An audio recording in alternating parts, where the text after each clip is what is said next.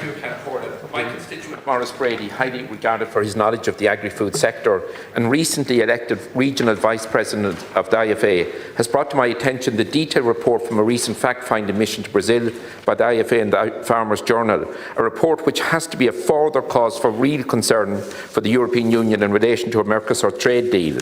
The government must ensure that the best interests of the Irish agri-food sector are fully protected in these trade negotiations.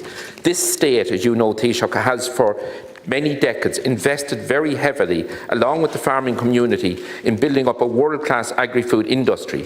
Our industry operates to very high standards, from primary production with high welfare and biosecurity standards, exceptional traceability and sustainable processing systems. Europe must not be subject to imports of products, particularly beef and poultry, from systems that have much lower standards of production and monitoring.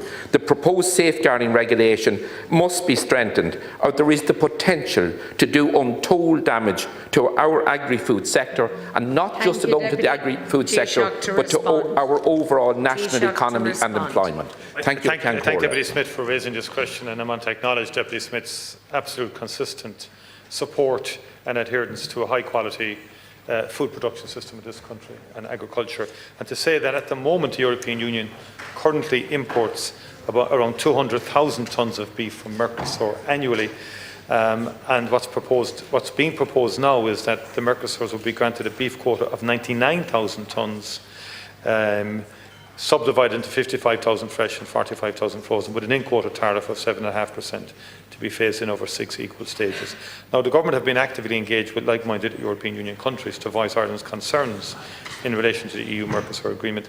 The EU has very stringent standards, you're correct, known as SPS, sanitary and phytosanitary standards, to protect human, animal and plant health. And these standards are among the highest in the world and are non-negotiable.